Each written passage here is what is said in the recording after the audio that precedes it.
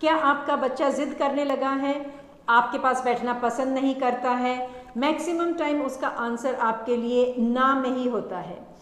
अगर ऐसा है then welcome to the most misunderstood childhood age, 6 से 12 साल के बच्चे।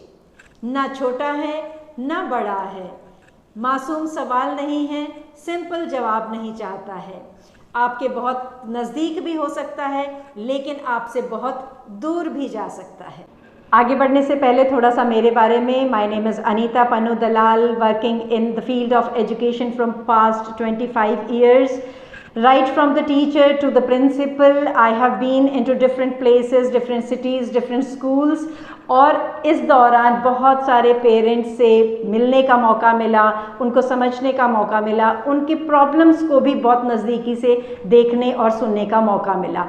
उसके बाद जो सारा एक्सपीरियंस मुझे हुआ है, उन सभी एक्सपीरियंसेस को लेकर डिफरेंट एज ग्रुप के बच्चों से, डिफरेंट एज ग्रुप के पेरेंट्स से मिलने के बाद जो ये सारा मेरा एक्सपीरियंस है, उन एक्सपीरियंसेस को मैं अपने वीडियोस में लाने की ट्राई करती हूँ, जिससे आप जैसे बहुत सारे पेरेंट्स जो इस वीडियो को सुन रहे हैं कुछ ना कुछ बेनिफिट ज़रूर उठा सकें।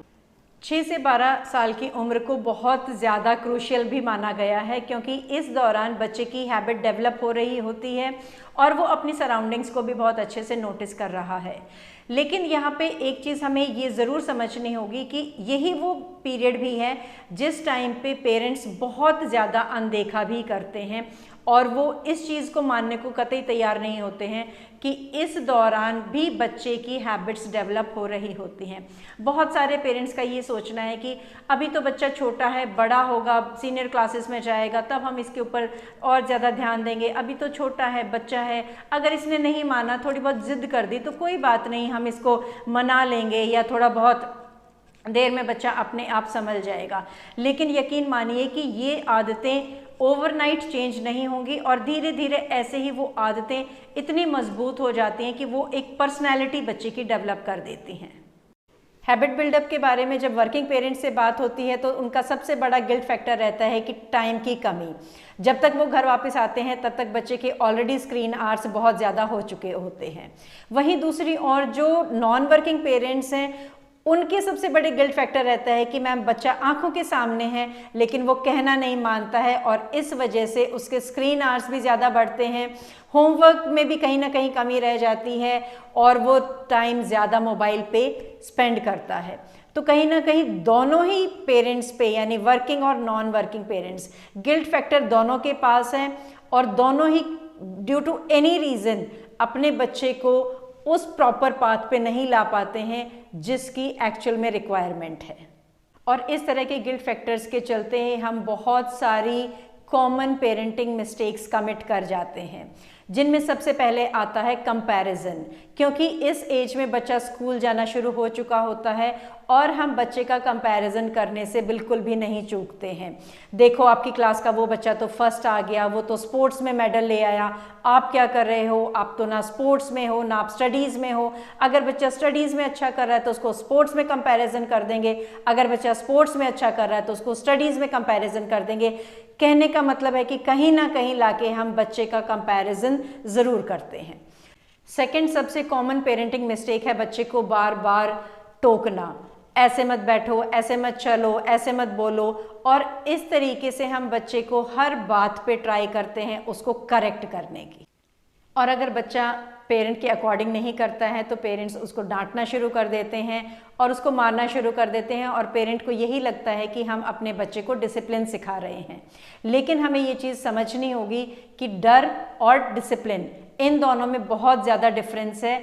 और अगर हम बच्चे को डांट के कुछ चीज़ सिखा रहे हैं या हम उसको मार के अगर कुछ चीज़ सिखा रहे हैं तो डेफिनेटली हम बच्चे के अंदर फियर फैक्टर डाल रहे हैं, ना कि डिसिप्लिन।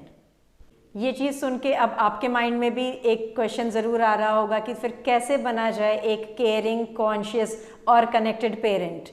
कौन से वो रूल्स हो सकते हैं जिनको हम फॉलो करके अपनी पेरेंटिंग को और बेटर कर सकते हैं। So the first golden rule is daily talk time. अपने बच्चे के साथ कोई भी ऐसा समय निकालिए जिसमें एटलीस्ट 30 मिनट्स आप अपने बच्चे की सुने, अपने बच्चे के साथ कॉन्वर्सेशन करें और इससे बच्चे के अंदर डेवलप होंगी अपने पेरेंट्स के लिए फेथ, अंडरस्टैंडिंग और सबसे बड़ी बात, उसे एक ऐसा साथी मिल जाएगा जहाँ पे वो अपनी सारी बातें शेयर कर सकता है, अच्छी या बुरी किसी भी टाइप की हो, लेकिन वो बिना हिचकिचाए आपके साथ अपनी बातें शेयर करना शुरू कर देगा। The second golden tip is empathy, not sympathy.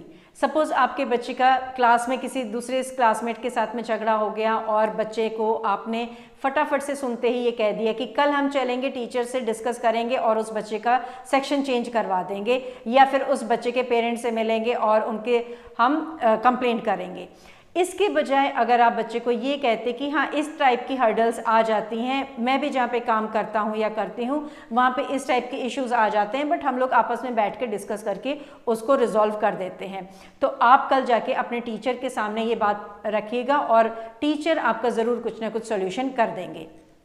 इससे बच्चे को आप दो चीज़ें सिखा रहे होते हैं, एक तो बच्चा आपके ऊपर डिपेंडेंट नहीं रहेगा, दूसरा बच्चा अपने ऊपर फेथ रखेगा, बच्चे के अंदर कॉन्फिडेंस आएगा और बच्चा इससे सेल्फ डिपेंडेंट बनता है। The third golden rule is praise the efforts not results.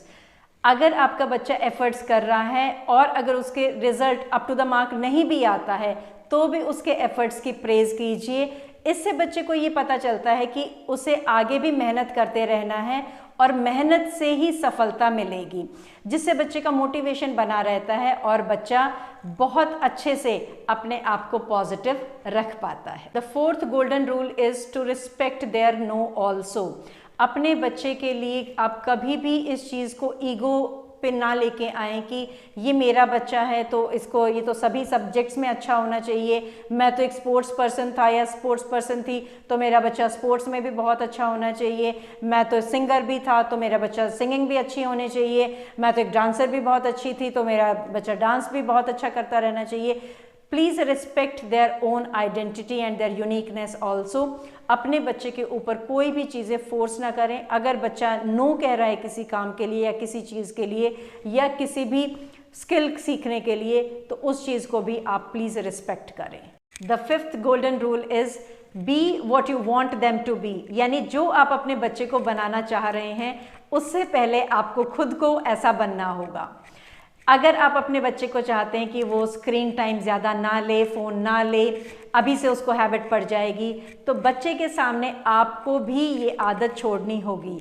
ऐसा ना हो कि बच्चा साइड में बैठ के आपसे डिस्कशन कर रहा है और आप अपने फ़ोन को स्क्रॉल कर रहे हैं। अगर ऐसा होगा तो बच्चा कभी भी आपकी वर्ड्स को फॉलो नहीं करेगा। Make sure action speaks more than words. और ये चीज़ें एज अ पेरेंट आपको सबसे पहले फॉलो करनी होंगी अगर आप अपने बच्चे को वो सारी चीज़ें फॉलो करवाना चाहते हैं कि मेरा बच्चा डिसिप्लिन में रहे तो आपको भी डिसिप्लिन में आना पड़ेगा। अगर आप चाहते हैं कि मेरा बच्चा स्पोर्ट्स पर्सन बने तो आपको भी बच्चे के साथ ग्राउंड में जाना होगा। अगर आप चाहते हैं कि मेरा बच्चा एकेडमिक्स में अच्छा करे तो आपको भी अपने बच्चे के साथ में बैग के उसके बुक्स के साथ में अपने आप को इन्वॉल्व करना होगा। बच्चे के साथ में जब वो स्टडी कर रहा है उस दौरान आपको भी अपने बच्चे के पास में बुक कोई भी लेके बैठनी होगी जिससे बच्चे को एक कंपनी मिले और बच्चे को ये भी पता चले कि these are also essential times जब हमें अपने पेरेंट्स के साथ में बैठ के स्टडी करनी है। एज अ पेरेंट लीड तो आपको ही लेनी पड़ेगी। आज कनेक्शंस रखेंगे अपने बच्चे के साथ में तो कल को कन्फ्यूजन नहीं होगा।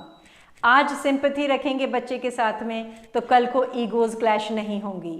आज बॉन्डिंग रखेंगे अपने बच्चे के साथ तो कल को बाउंड्रीज हिट नहीं होंगी। उम्मीद करती हूँ ये वीडियो आपको पसंद आया होगा क्योंकि इसमें जो भी टिप्स मैंने दी हैं वो सभी ट्राइड एंड टेस्टेड हैं। कोई भी टिप ऐसी नहीं है जिसको आप फॉलो नहीं कर सकते हो। एक डिसिप्लिन में रह के आप अपने बच्चे के साथ में ये ज़रूर फॉलो करें and see the desired change in your child. अगर वीडियो पसंद आया है तो कमेंट सेक्शन में वो टिप ज़रूर लिखिए जो आपको बेहद पसंद आई है और जिसको आप ज़रूर फॉलो करना चाहेंगे। इसके साथ ही वीडियो को लाइक कीजिए, चैनल को सब्सक्राइब कीजिए अगर अभी तक सब्सक्राइब नहीं किया है तो। Happy parenting, take care, thank